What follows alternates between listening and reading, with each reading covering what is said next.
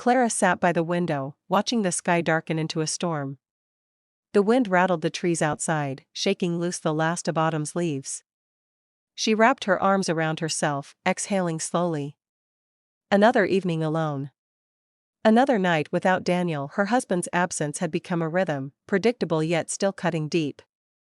The first year of their marriage, he had left on business trips with promises of quick returns.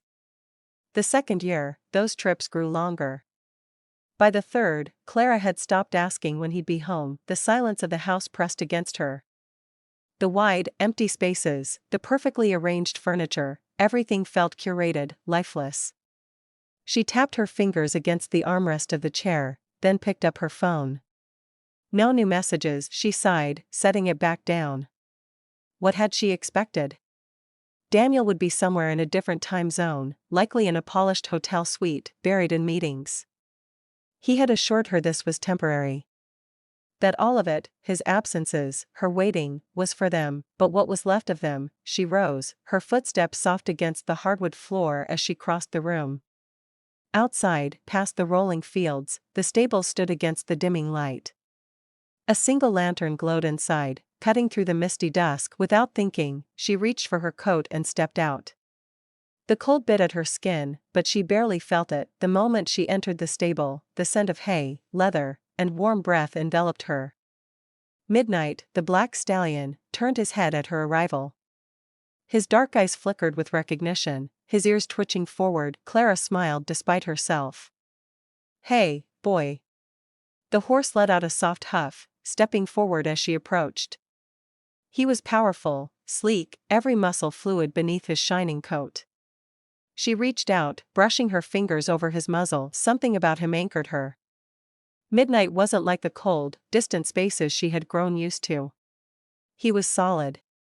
Present, she ran a hand down his mane, feeling the warmth beneath her fingertips.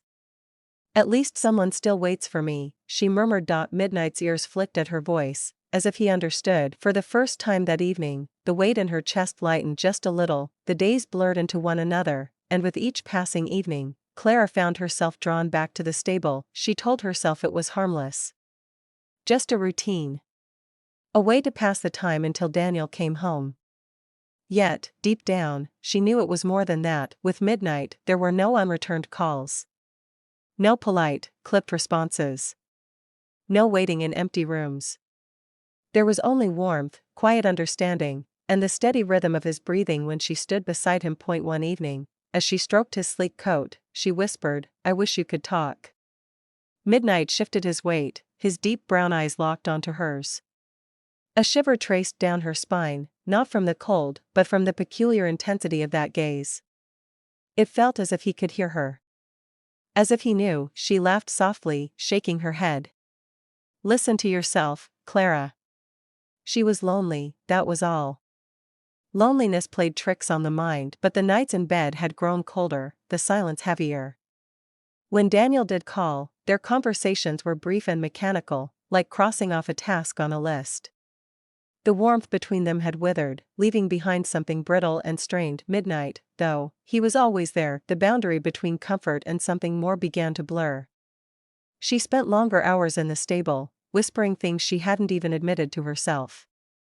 The stallion became her confidant, the one presence in her life that felt constant. Then came the dream. In it, she wasn't standing in the stable, but somewhere vast and open, a moonlit field stretching endlessly in all directions. Midnight stood before her, but he was different. Taller. Broader. A man, with the same dark eyes, the same quiet intensity. He reached for her, fingers tracing a path down her arm, and the heat of his touch seared into her skin like fire. Her breath caught. She wanted to step back, to shake off the weight of this moment, but she didn't. She leaned in, the dream shattered with a sharp gasp. Clara bolted upright in bed, her heart hammering against her ribs. Sweat dampened her skin, her breath came ragged. She sat motionless in the dark, the dream lingering too vividly, too intimately. Her hands clenched the sheets. It was just a dream. Just a reflection of loneliness.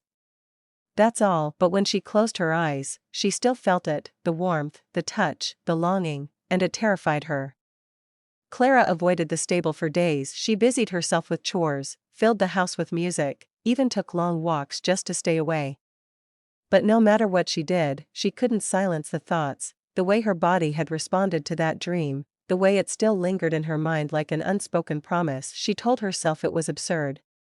Shameful, even. Midnight was just a horse. He wasn't a replacement for Daniel, and yet, Daniel hadn't called in days. Not even a text. One evening, after staring at the untouched dinner on her plate, she caved. She needed to see Midnight. The stable door creaked as she stepped inside. Midnight lifted his head at her arrival, ears pricked forward.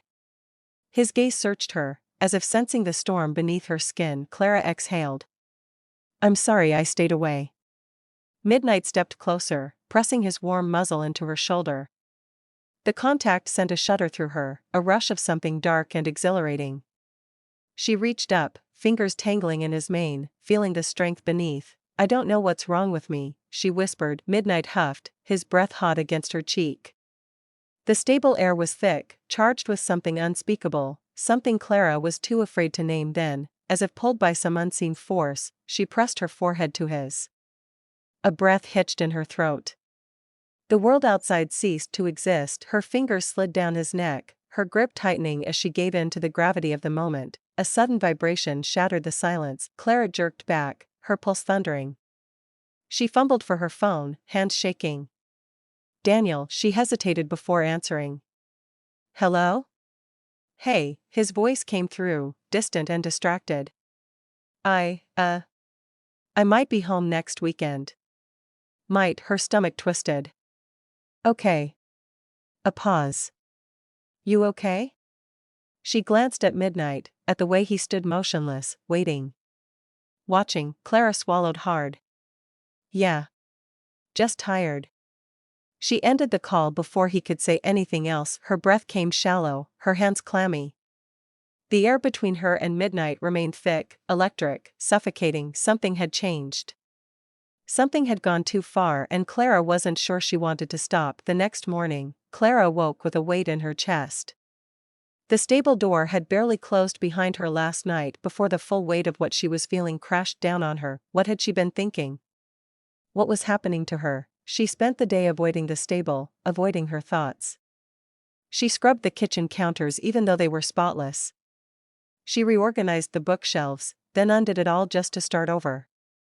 But no matter how much she moved, she couldn't shake the restlessness clawing at her insides. Finally, as the sun dipped below the horizon, she forced herself back to the stable.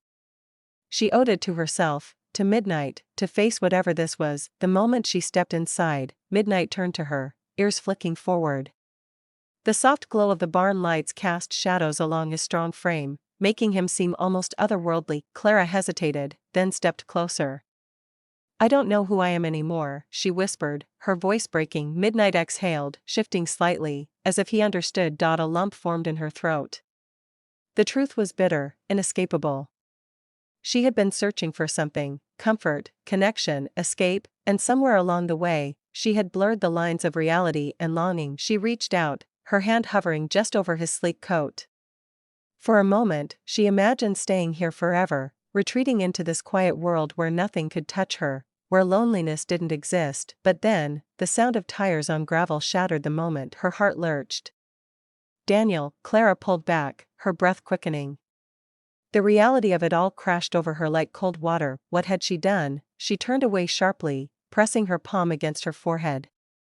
She had almost lost herself. By the time she stepped out of the stable, Daniel was already getting out of the car, stretching after the long drive. He looked up at her, his expression unreadable. "Hey," he said. Clara forced a smile. "Hey." As she walked toward him, her legs felt heavy, her mind still tangled in the events of the past few weeks. She had strayed too close to the edge of something dangerous.